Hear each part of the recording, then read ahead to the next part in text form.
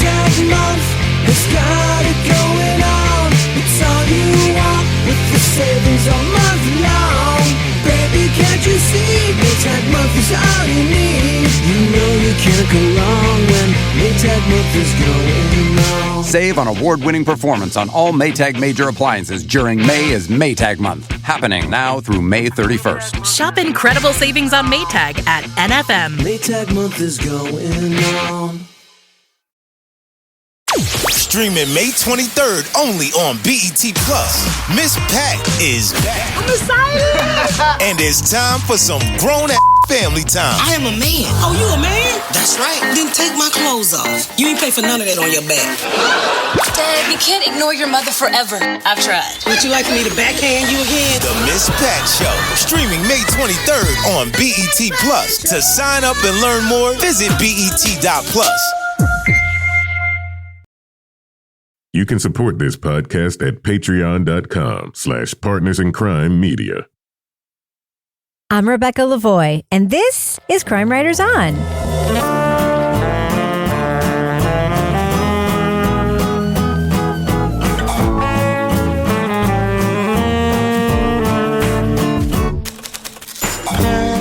Crime Writers On is the original true crime review podcast that digs into true crime, pop culture, other podcasts.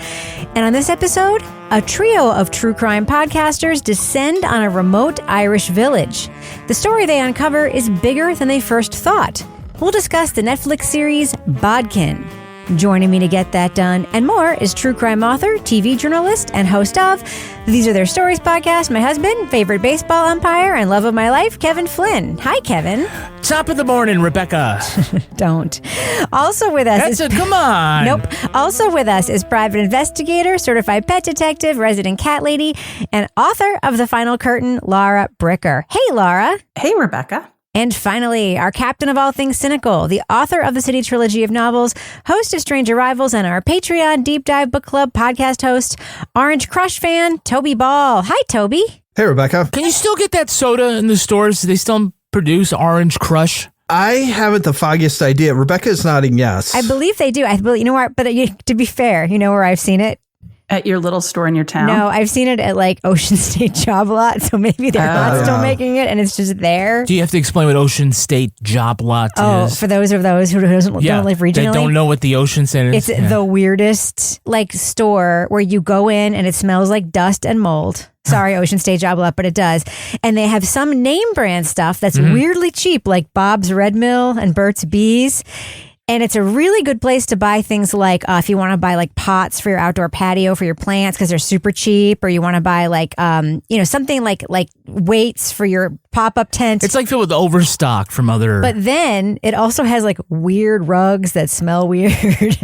I got a bacon bowl there one time. A what? Well, so you can make a bowl out of bacon, Toby. It was a mold, so you could weave bacon over it, and then you could have a salad in a bowl of bacon. Yeah, they have a lot of weird products like that. I once bought a brand name lip balm there that I'm fairly sure was not actually made by that brand because it burned the shit out of my lips. They spelled bomb B-O-M-B, so it probably wasn't vegan. Yeah, it wasn't vegan. Yeah, it's a weird store. It's bizarre, but I always go in there. The way I describe it is like I go in there and I find things I never know I needed, but I can't live without. Like a bacon bowl? Like a bacon bowl. Right. I mean, like, who doesn't need a bacon bowl? But if you're addicted to like Polar, like seltzer, you can buy 24 packs of it for like $8. And so I used to go there and buy like all of our Polar seltzer for the whole summer in like one trip to Ocean State Job Lot. Anyway, it's a very strange store. You get sugar smacks in weird shaped boxes. And our next sponsor, Ocean State Job Lot. Sorry, I said your store smells weird. They have a whole rack of weird flannel shirts that are definitely not the size they're labeled to be. Anyway. Don't buy the bicycle helmets for kids. Don't risk it. It's a good place to buy wrapping paper, though, because wrapping paper is hella cheap. There was a lawsuit at our Ocean State Job Lot because there was like a rat infestation out back, and the people that worked there like filed like some lawsuit. I actually remember that. Do you remember that? And everyone was like, "Don't go to the Ocean State Job Lots." And I'm like, "Ooh, that Bob's organic flour is not going to be looking so good now." You know, Red Mill. Say no to the raisins. That's what you want from your like whole grain products, is you want them to be in a store that has like a rat infestation. Also some other sketchy stuff that may or may not be real. Is this our way of like extorting a sponsorship from Ocean State Job Lots? We're going to talk about this every fucking week. No, I just go walk around in that store when I'm bored sometimes because I'm like, oh. And I'll go, like, I needed like organizers. I was like organizing my pantry. I'm like, I'll go to the job lots. I'll go see what they have at the job lots. And then I'm like, just like aimlessly wandering. I'm like, this place is so weird. So weird.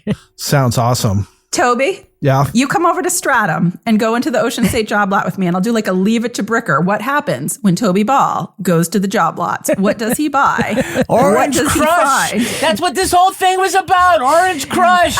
Real question. From the parking lot of the Ocean State job lot in Stratham, can you see the nuclear power plant towers? Yes or no? No, but you can see the Market Basket across the street. Yeah. And you can see this new giant dermatology office. It's like the ugliest building that was ever approved by the local zoning boards. And that's our next sponsor, Giant Dermatology. A giant dermatology office. All right. So, Kevin, this is obviously Monday's program. What's coming up on Thursday's podcast? On Thursday, we're going to talk about a documentary from Netflix. It's called Power. Okay.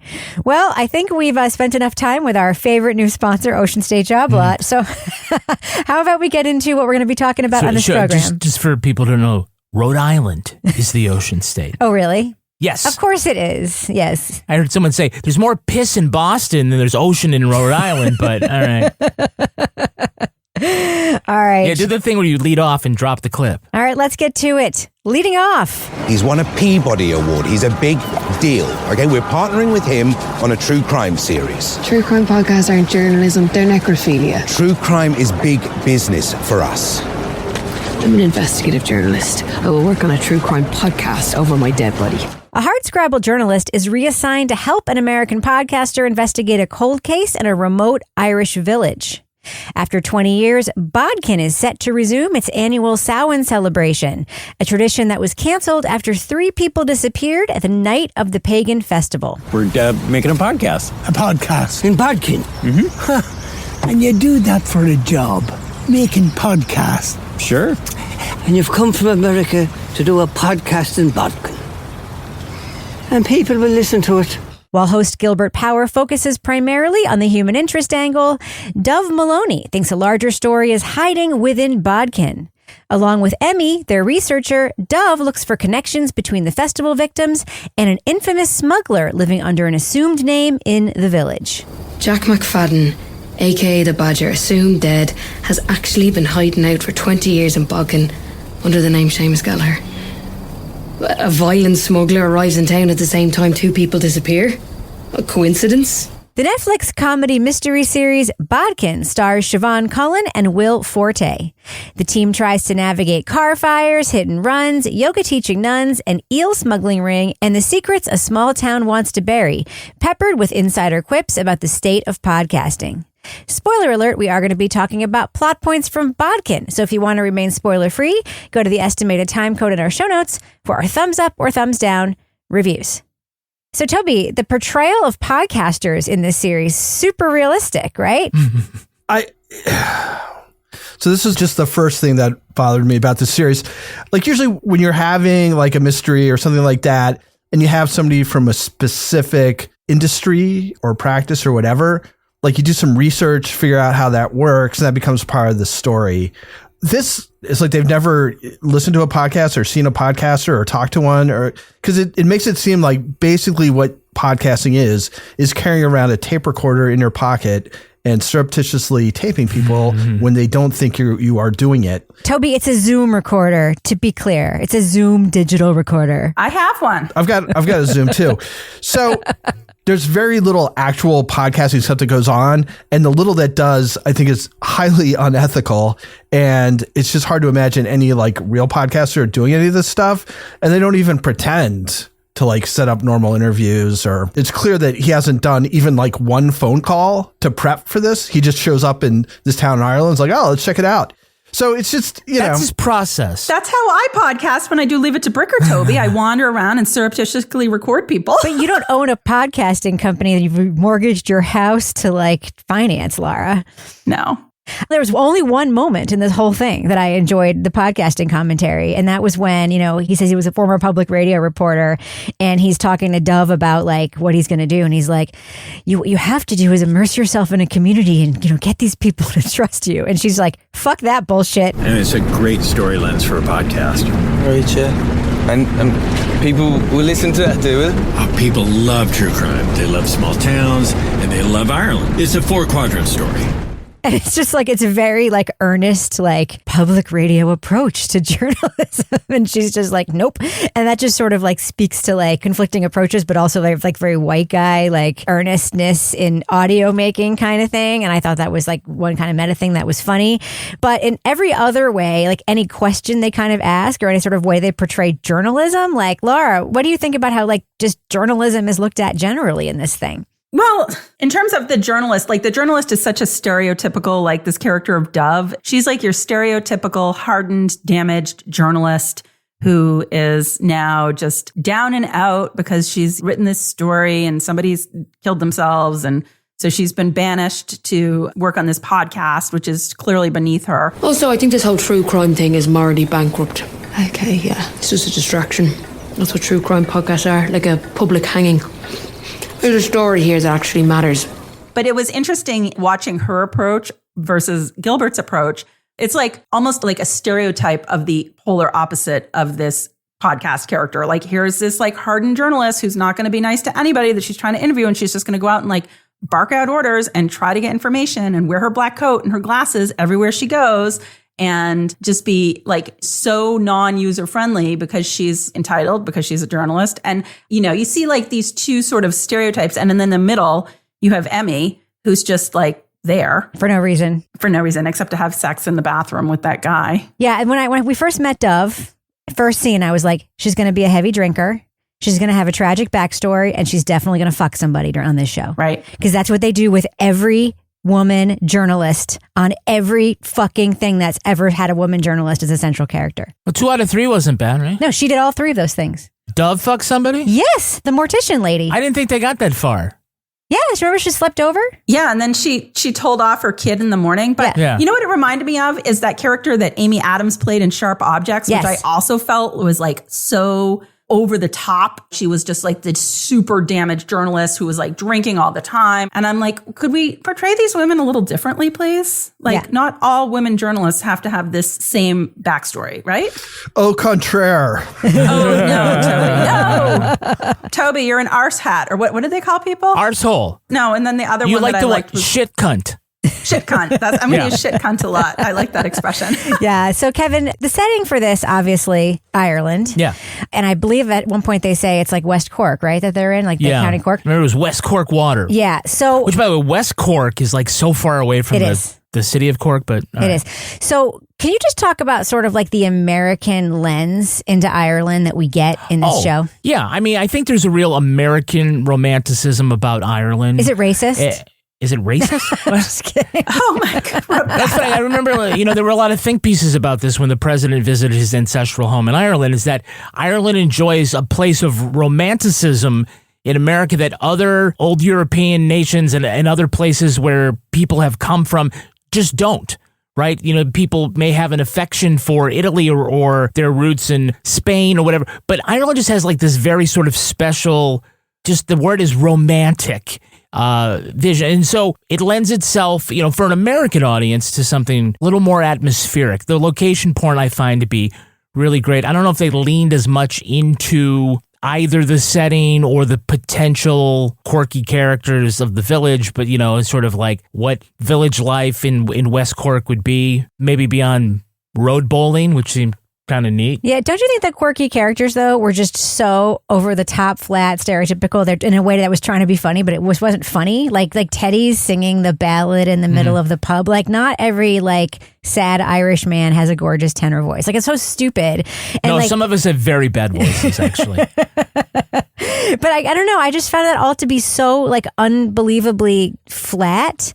But the other thing that I found, Toby, is like the complete lack of signposting in this. Like we meet somebody very briefly and then all of a sudden, like 80 minutes later, they say their name and we're supposed to know who they are or like what house they live in or why they're important to the story. Did you find yourself getting like incredibly lost in this series?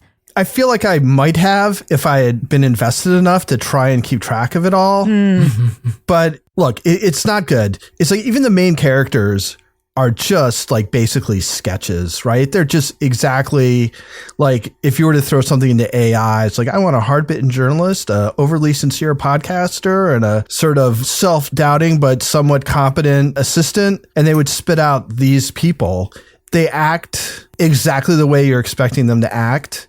Their redemption arcs are exactly the way you would expect them to be. And then all the bit characters, it's just the same. It's like these stock characters. It's like you made everything from stock art online. So very quickly, I was like, I don't think this is really going anywhere. So who was who exactly? I didn't feel was that important. I was shocked that something that obviously had this kind of money put behind it, because it was the Obama's production company, the script, the writing, the characters. I mean, we can get to the plot later. I just thought was all really, really, really bad. Messy. And just not much thought put into it. Fortunately, the actors are all right. So they kind of just through being decent actors kind of differentiate the people. But like on the script, this shit must have just seemed really, really dire. Laura, did you find yourself feeling aimless and wandering and lost? Like, why the eels? Like, why? Like a knife in her hand? Why do we keep seeing the knife? Like, what does it have to do with anything? I'm like, why? What? Yeah, I definitely, like, this was one where I was like, is this my normal, like, going down the rabbit hole, getting distracted, watching something, or is this really hard to follow? So I would go back and I'm like, yeah, it wasn't you. I was like, this is going all over the place. And then I was like, who are these characters? I couldn't remember their names. I had to go look it up online, like, who's the cast? Who are their names? Like, what are these people? And I also didn't necessarily feel like I totally understood what role certain characters were supposed to play in the plot and like why they were there and like what was their contribution. Yeah, I mean, I thought that overall that this started strong, but then kind of fell flat the more we went into it. You know, you're right. I had trouble sort of going along finding the important plot points. Like, one example, there's this reveal at the end where Mrs. O'Shea says that Seamus is Sean's father and says it to everybody at the kitchen table.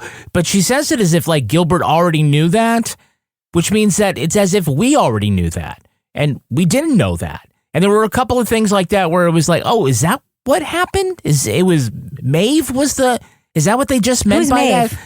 Maeve was the like I literally don't know. She was the black character who was one of the. Right. But who was she? I didn't even know. She was just like sitting on the side of the road, and then she was like, "Who was she?" And then she was very important later. They had two hippie blow-ins. One of them was Jeff Jackie. Who was the one who owed money to? Got his face stapled. What was that even about? Like, they don't even explain what they show. Like, he's like, oh, I was so drunk, you know, it's like. Well, I mean, I think it's supposed to sort of back up the fact, like, what's at stake for Gilbert because he's so cash strapped. Like, he needs this to be a hit, which he's going all in instead of getting a Patreon. Oh. So would be one way to sort of like help finance his bar bill there at the Muddy Father or whatever it's called. Should have a Patreon. More realistic. Yeah, he should have a Patreon like our Patreon that we're asking people to sign up for right now in this business section. Right. You go to patreon.com/partners in crime media. You'll get all sorts of great exclusive content from us, including the Crime Writers on After Show. This week, what we're going to talk about is that Gilbert went to Ireland to do his favorite podcast. We're going to ask everybody if you could go anywhere in the world to create whatever podcast it is you'd like to create, whether that's a mystery or whether it's just a think piece or it's just a place to go to do all your monologuing. Where would you like to go? We have other great exclusive podcasts like Toby Ball's Deep Dive Book Club podcast. Toby's got a new episode coming out soon. His guests are Meredith Constant, Simone Paget, and Lauren Bright Pacheco. And Toby, tell us what book you're going to be talking about. We're going to be talking about The Good Girls in Ordinary Killing, which I believe takes place in India. Now, are these all good girls on your panel, or what? How does that even? That's going to shake out as we have the conversation. That's going to shake out. Okay, that's wonderful. We have podcasts including Married with Podcast, in which Rebecca and I dole out relationship advice. We have the Leave It to Bricker podcast, in which Laura Bricker investigates mysteries in her quaint AF town of Exeter, New Hampshire. We also want you to sign up for a few things for free. We've got our Facebook group, Facebook discussion group. Just go on Facebook. You've heard of Facebook. Everybody here, Facebook? Yes, I'm 50. Okay. Of course I know what Facebook is. Facebook. There's even an app. There's an app for this, too. They have a messaging component. They do. Wow. Okay. Yeah. So you can make your friends and make friends with us. So join the group. But it's a really great time. People talk about podcasting and pop culture and all sorts of great things, great discussions there. And lastly, please sign up for our newsletter. It comes out every Thursday, and we'll give you recaps of our shows, Crime Writers On Behind the Scenes. You can see the Crime of the Week, the Cat of the Week, the Post of the Week, and all sorts of other cool stuff there. Just go to crimewriterson.com. Best part about Facebook, Kevin? Yep. You can compare. Am I saying that right? Is it Facebook? Facebook, yes. Okay, not the Facebook? I call it the Facebook. Yes. The Facebook, okay. I think the best feature on Facebook is that you can compare how you look compared to how everyone else you graduated with in high school looks. And you can be like, better, a little worse. Yeah. Better, worse. Sometimes I'm like, whose mother is that? I'm like, oh no. Yeah, it's definitely the best feature of the book. All right, Kevin, does thus end the business section? Thus ends the business section. Okay, I'm going to go ahead and fade that music out right now. Maytag month has got it going on. It's all you want with the savings all month long. Baby, can't you see? Maytag month is all you need. You know you can't go wrong when Maytag month is going on. Save on award-winning performance on all Maytag major appliances during May is Maytag month. Happening now through May 31st. Shop incredible savings on Maytag at NFM. Maytag month is going on. Streaming May 23rd only on BET Plus. Miss Pat is back. I'm excited. And it's time for some grown-ass family time. I am a man. Oh, you a man? That's right. Then take my clothes off. You ain't pay for none of that on your back. Dad, you can't ignore your mother forever. I've tried. Would you like for me to backhand you again? The Miss Pat Show. Streaming May 23rd on BET Plus. To sign up and learn more, visit BET.plus. All right, so Kevin, who is our next sponsor on the show? We're sponsored by Shopify. Ooh. Okay, so you got to name some sleuthing partners who got it done. Watson and Holmes. Uh-huh. The Hardy Boys. Uh-huh. Cagney and Lacey. Uh-huh. Oh. Rizzoli and Isles. Wait a minute. How old was the person that wrote this copy? They put down Cagney and Lacey. They put down the love Hardy Cagney and Boys. Lacey. What? I use Cagney and Lacey all the time when I refer to my colleague and my PI colleague. I'm like, we're like Cagney and Lacey. Oh, man. My God, this is like, you had no electricity in the 80s, but you knew Cagney and Lacey on CBS. Yes. I don't know how it happened. Toby doesn't even know who Cagney and Lacey are. I guarantee And it. I do that. Isn't it like Tyne Daly? Oh, wow, snap. Wow. It's like Scott and Bailey. It's like Scott and Bailey are like the British version of Cagney and Lacey. Okay, Rizzoli and Isles. I was going to go Mulder and Scully myself. Huh. Wow. Starsky and Hutch. Oh, okay. There you go. Chico and the Man. Huh. They weren't detectives, right? They not usually. Do heart-to-heart count? Yeah, because when they met, it was murder. But what about perfect partners when it comes to growing your business? That's you and Shopify. Shopify is the global commerce platform that helps you sell at every stage of your business, from the launch your online shop stage to the first real-life store stage, all the way to your, did we just hit 1 million orders stage? Shopify is there for you. Shopify helps you turn browsers into buyers with the internet's best converting checkout and sell more with less effort thanks to Shopify Magic, your AI-powered all-star. Sign up for a $1 per month trial period at shopify.com/crimewriters. Crime Writers, all lowercase. Go to shopify.com/crimewriters. Crime Writers. All lowercase now to grow your business no matter what stage you're in. Shopify.com/crimewriters.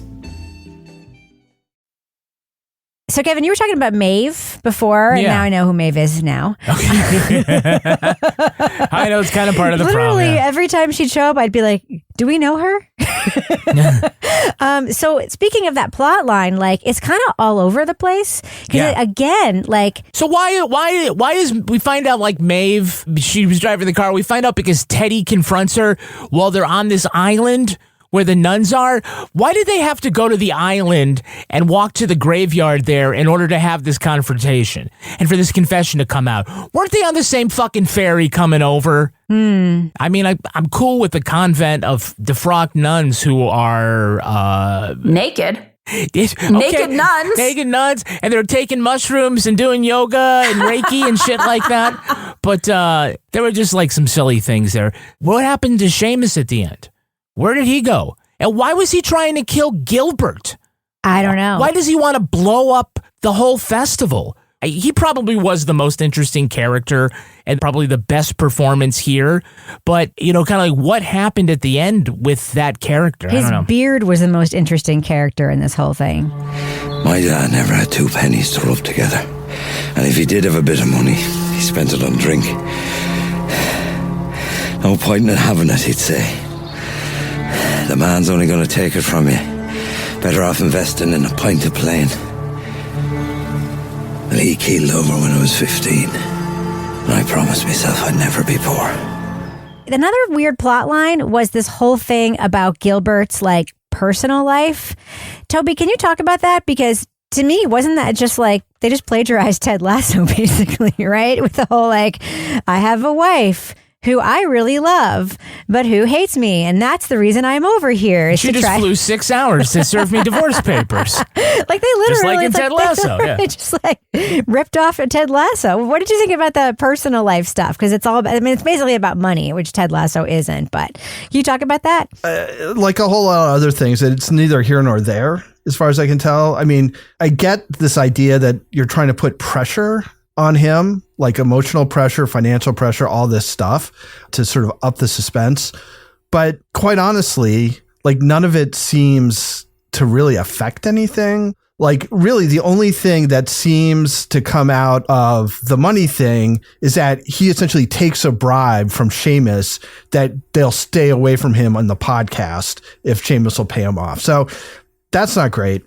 This personal thing with his wife, what does it have to do with anything? I guess he talks to her a couple times and then she comes and says she's going to get divorced and he's sad for like maybe 10 minutes. And then he's like off like on the adventures when things kind of kick in. It didn't seem like it changed him in any way. I think he could have very easily have already been divorced. I also, this idea that he got famous because he made this podcast because she was sick, I guess. He shared her cancer story in his first true crime podcast. He profited from it. Yes. And unfortunately, she lived, which tanked his career because apparently the sequels were inferior. But why is that the choice that they made, right? Like, wouldn't it be more affecting if he like owed any success that he had to his wife's death? Like that to me feels like a more sort of ethically weird thing than I was writing about your death, but then you lived. So then I was screwed, I really thought you were going to die. What did I say? Yeah. It's just, it's not written well, it's like, again, we need these certain components. So let's put them in. But do they make any sense with the rest of the plot? Do they add anything to the suspense, your understanding of the characters? No, it's just another thing that happens. It's kind of a shame though, Toby, because here's the thing. I like the setting. I like the idea of like a cozy murder mystery in Ireland in this cool setting with quirky characters and like interesting things. If somebody else had written it and made it snappier and snarkier and not such a just like pulling out every trope of everything right down to the like, I'm in Ireland drinking Guinness in the pub with all these old guys. And did you know my last name is Flynn? My relatives are from here. Is that what you did when you went to Ireland, Kevin? You're like, my name is Flynn, and you must be my relative. I tried it. We didn't have any takers. Yeah, no takers. You're describing Bad Sisters, though, right? Yes. Bad Sisters was good. Yeah. I mean, Bad Sisters really is like, what if you take this and you make it good? Yeah, and they made jokes about death in Bad Sisters that were hilarious. Kevin, I was watching the thing about the cancer wife, and I was like, I think we made better jokes on our show when Kevin actually had cancer about his cancer than this show is making about this woman's fictional battle with cancer that she won. Like this, it made no sense. She's fine now. Come on. She's undetectable. It made no sense. And I was like, and it wasn't even like, was there some analog in real life that we missed that this was supposed to be like a commentary on that like. Well, I mean, as far as the commentary, we get this sort of in the first 2 episodes as a theme, but it kind of goes away as we kind of get into more of the mystery. But we're talking about podcasting and sort of the hackery of some true crime podcasting here. And I did love some of the humor about it. Like what? I did love, sort of the barbed politeness of the and amazement of the Irish people when they'd ask about a podcast. Like, oh, people will listen to that, oh, you make money. Oh, that's your job now, is it? It was kind of like, yeah, you're right. This is kind of all silly and not important to the bigger problems of the world. But we're also amazed that one can make money from this and that, people will listen to it. Yeah. Or maybe they won't, because that's what you're saying when you're like, in America, we just be like, are people really fucking going to listen to that? It's a way funnier joke, by the way, when Robert Durst says it to the cold case prosecutor from L.A. And he introduces himself. He says, I'm amazed that you have enough work that can be a full-time job. I mean, it's a better joke, frankly. Yeah, we'll have to get to that when we talk about the jinx next week. We touched on this earlier in the review, that sort of Gilbert and Dove represent like the 2 different sides of the coin with journalism and true crime, podcasting and whatnot. He's really into the human interest side of things, the soft news part of it. The feature story. The feature story, but also sort of like not willing to get in and go there and get dirty with it, right? To do the hard stuff that one needs to do for hard news. And she's like very kind of like stuck up about it. She's hard and cold. Her character, that's how her character is. She'll just go in and climb through a fucking window and rip pages out of books and things like that because that's what needs to get done. And it's also unethical, by the way. Also unethical, right? But she represents that faction that looks down at true crime as not serious. I think what she called it, like it's pornography or it's the equivalent of like a public hanging. Necrophilia or something. Yeah, right? It's like there's truths on both sides here, but I think it was trying to set up sort of like this thought experiment. Like, where do you fall on that? You don't understand, Gilbert. Do you think no one in this town knew Teddy was the boy? Everyone here will talk you in circles. We do it your way, we find out nothing. Journalism isn't just squeezing people for information. We're here to build relationships. I mean, we need this podcast stuff. We need it. They do give Gilbert like these very hackneyed passages to talk about. Like, the more we learn, the less we know. Just like stupid shit that you can imagine a ham-fisted podcaster, trying to be philosophical about. And because I'm a podcaster, that will resonate with me maybe more so than the average viewer. But I think that probably a lot of the viewers are fans of true crime. And so some of that will resonate with them too. I was just thinking when I was watching this, who would be so offended who should be so offended by this? He probably won't because he's so nice, is Josh Baker. Who actually is a hardcore like war correspondent who then became a podcaster and like did both so perfectly, you know what I mean? And it's like the idea that like you can't be both is very offensive in many ways. If you're going to get offended by this stupid ass show, seriously. Laura, what is the point of Emmy? What is the point of her even being there? She's supposed to be like, what, the Dana of the podcast? Like, what is she? Who is she? A researcher? A producer? Like, they don't even give her the right title. Like, and the fact that she's like rich, like, what does that have to do with anything? I just didn't get it. It's like that character when we had Cinda Canning in Only Murders in the Building, like had assistants that she really wasn't nice to, that she was always like yelling at. So like, I think Emmy, like her character arc for me just didn't feel like necessarily believable in terms of something I was buying into. So we see her, always getting like talked down to by Dove. Dove's telling her like, fuck off and things like that all along. She's just like kind of meek and she's, going along trying to make her way, but she's just not very effective, but she could be effective, but she doesn't speak up for herself until she goes in the bathroom at the pub, has sex with some guy in the bathroom who apparently owns a big company who then gives her a big pep talk and turns her life around. And then she like asked for a position at the end of the series. And I'm like, really? Like, why was she here? Why was she here? She blackmails her way into it. The big thing he gave her wasn't a pep talk. But Toby, that's also just like stock stereotypical writing, right? Like have everyone have that kind of turnaround at the end? Yeah. I mean, they all have the arc that you expect them to have. Like what?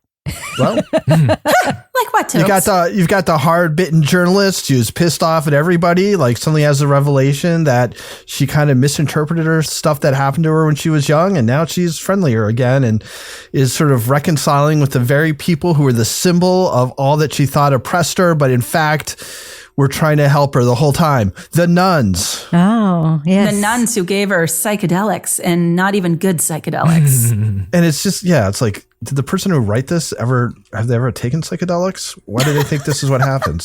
So I think the only other thing I want to say about storytelling, because again, it's just mind-boggling, like how bad this is. But like one of the things I look at in plotting as a sign that you're not doing it very well is when things kind of depend on people being in certain places at certain random times when other things happen. And this happens again and again and again in this series. And some of the times it's important, sometimes it's not, but you just have people like stumbling in a bar when what's-his-face starts singing. They break into a library at the same time somebody else is breaking into the library. Dove goes to Seamus's house right when the bad guys show up to Seamus's house. They're like driving in a cab and happen to go by a field where Seamus is stalking around, like swearing to himself. They notice it and stop. And all these things like play into the plot. It's like, oh, so that's how you find out that. It's because we happen to be driving out by this field when Seamus was walking through it. And it's just lazy. It's just like you can't come up with anything else. So you're like, well, he'll be walking around and then suddenly you'll hear these two people talking about this really important clue and that's how he'll figure it out. It's like if you're really trying to plot, your characters have to somehow drive the fact that people are revealing themselves. Yes. You can't just kind of happen upon it. You certainly can't happen upon it in this completely haphazard way. I mean, I think you get maybe one of those per show.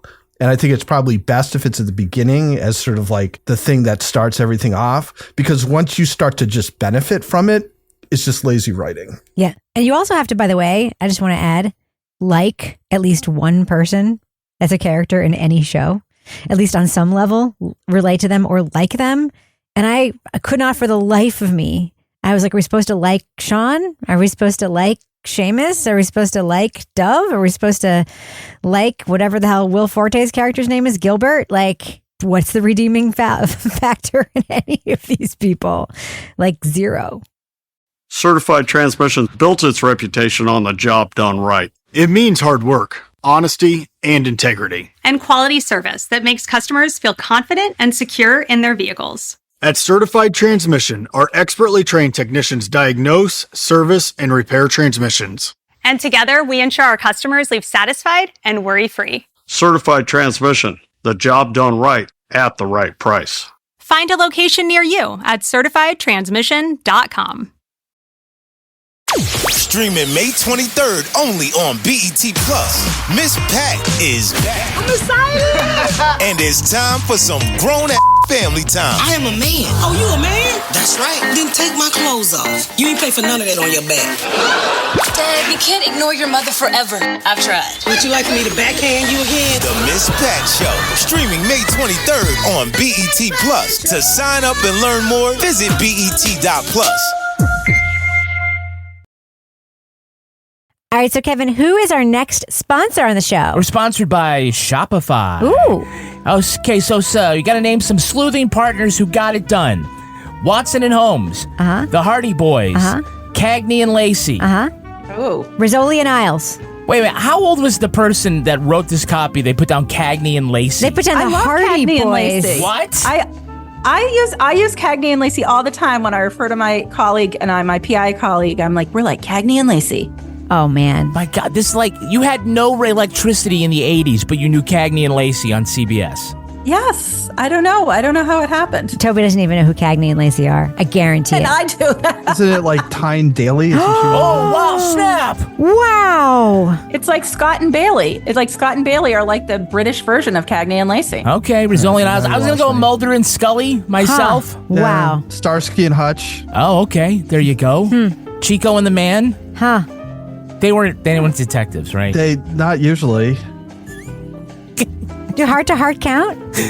Yeah, because when they met, it was murder. But what about perfect partners when it comes to growing your business? That's you and Shopify. Shopify is the global commerce platform that helps you sell at every stage of your business, from the launch your online shop stage to the first real-life store stage, all the way to your "did we just hit 1 million orders" stage. Shopify is there for you. Shopify helps you turn browsers into buyers with the internet's best converting checkout and sell more with less effort thanks to Shopify Magic, your AI-powered all-star. Sign up for a $1 per month trial period at shopify.com/crimewriters. Crime Writers, all lowercase. Go to shopify.com/crimewriters. Crime Writers. All lowercase now to grow your business no matter what stage you're in. Shopify.com/crimewriters. All right, let's do what we do. Let's let our listeners know, should they check out Bodkin on Netflix? Laura Bricker, what do you think? Thumbs up or thumbs down for Bodkin? I didn't love this. I didn't love this at all. So I feel like I should go to thumbs down, but I'm going to go mild thumbs down. Okay. Because I would like somebody to do a fun, quirky, smart, well-written sort of cozy mystery like this set in Ireland with some fun characters to follow along with. And I did like looking, I was like, oh, I would like to go to Ireland and visit my old editor who lives there, and maybe we could have an adventure like this. But it was so confusing. It was hard to follow. I didn't feel invested in what was happening because characters came, characters went. I didn't know who the characters were. And I just feel like there was so many stereotypes of characters that you would find in any sort of crime or mystery story or TV show that they didn't feel like they were actually three-dimensional, actual characters. They just felt like they were sort of pop-up characters on a popsicle stick, of what you think they should be. So I'm going to go mild thumbs down on this. And the only reason not full thumbs down is because I liked looking at the Irish countryside. Toby Ball, thumbs up or thumbs down for Bodkin?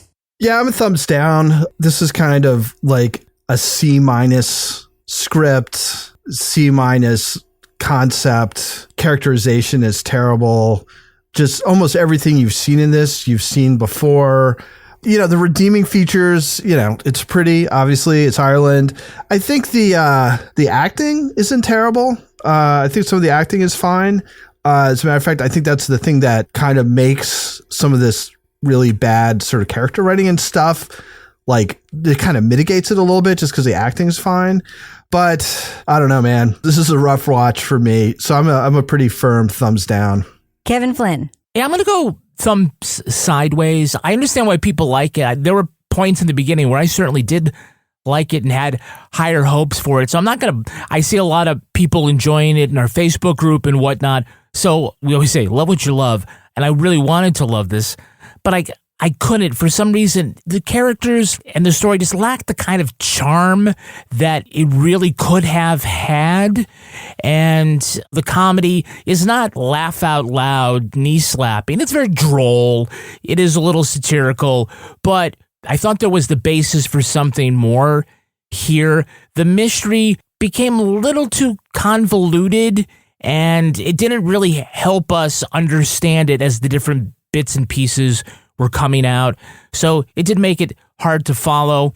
But, I kind of liked the actors that we had here. I thought, like Toby says, there was some okay performances, but I can't say I loved it enough to tell people about it, but I can't discourage people who are interested in something in this setting or maybe one of these particular actors from tuning in. So I'm going to be sideways.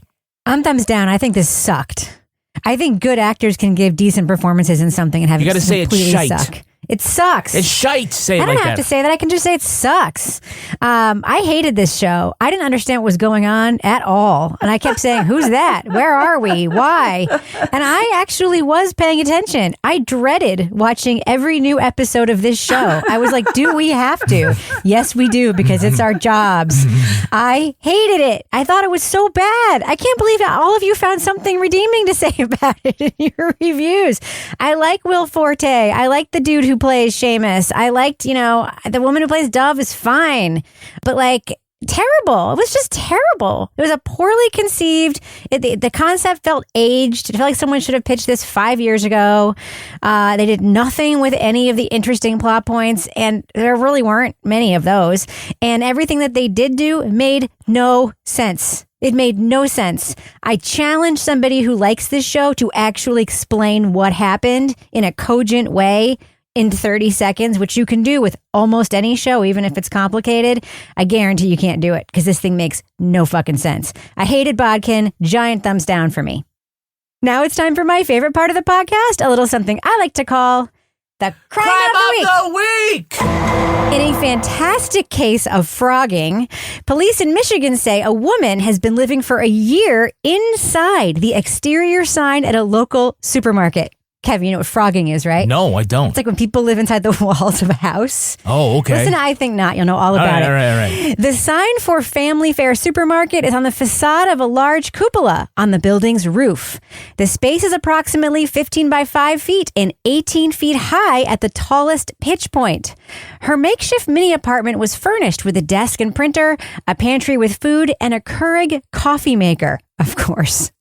She somehow... Where do you get the water for it and the electricity? I mean, those K-Cups, All right. man. You can't live without them. She somehow made it through a Michigan winter and a hotter than average summer before roofing contractors discovered her. Officials aren't sure how the woman was able to get in and out of her rooftop space without ever being detected, but how she got the Wi-Fi password might be the bigger mystery. So, panel, simpler question for you. What would be the most rad part about living in a supermarket? Laura Bricker, what do you think? Totally the unlimited access when I had the late night munchies. I'm like, why do they kick her out? Like, she's not doing anybody any harm. She's just hanging out. She's got her printer up there. She's working. Tell me about, what do you think? What's the most rad part about living in a supermarket? Lots and lots of Orange Crush. What do you think, Kevin? Loose grapes. Just all those loose grapes. I think it's like... You don't have to walk by and be, surreptitious about it. Kind of leaning over, like maybe pulling one off the bunch and hoping no one sees you. You just get loose grapes. I like the kind Laura Bricker just pulled out of her desk drawer. Can you imagine it being like the inspiration for the next great children's novel from the mixed up files of Captain Crunch? Jeez. All right, that's going to do it for us. Laura Bricker, if folks want to find you on social media and ask why you just happen to have a bunch of grapes right there when Kevin mentioned the word grapes, how can you be found on social media? You can find me at Laura Bricker on Twitter and Instagram. Toby Ball, what about you? How can you be found? At Toby Ball NH. Kevin, what about you? I'm at Kevin P. Flynn, and the P is for produce. You can follow me everywhere at Reb Lavoie. Follow the show everywhere at Crime Writers On, and I encourage you to please go to Facebook, find Laura's our speed group. eating these grapes. Yes. She just shoving them in like Lucy It's okay, in the dude. fucking candy factory. It's okay. We'll give you time. Find our group. Go to our Facebook page. There's a pin post there on joining the group. The people there are incredible. Get episodes early and ad-free at patreon.com/Partners in Crime Media. You'll also get everything else we make back there. We've got levels. You can choose what level you want to join at and then get yourself in. Our theme song was composed and performed by Ty Gibbons. Our line editor is the terrific Livy Burdett. Executive producer of this program is Kevin Flynn. This show was recorded in the Treehouse Yoga Studio above the Mockingbird Cafe in Bay St. Louis, Mississippi studio, otherwise known as Studio C, The Closet, in our New Hampshire basement, where we also are constantly asked whether people will listen to this stupid podcast. On behalf of all the crime writers, thanks so much for listening. We will catch you later.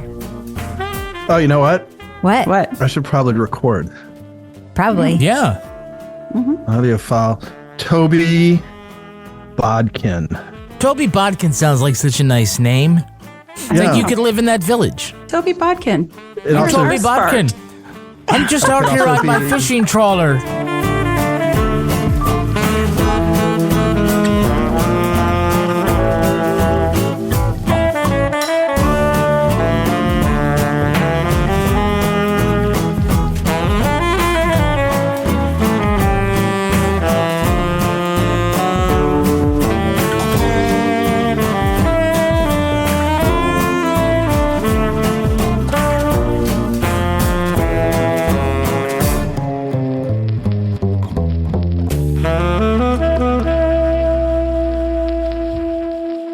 Partners in Crime Media. Streaming May 23rd only on BET Plus. Miss Pat is back. I'm excited. And it's time for some grown-ass family time. I am a man. Oh, you a man? That's right. Then take my clothes off. You ain't pay for none of that on your back. Dad, you can't ignore your mother forever. I've tried. Would you like me to backhand you again? The Miss Pat Show, streaming May 23rd on BET Plus. To sign up and learn more, visit BET.plus.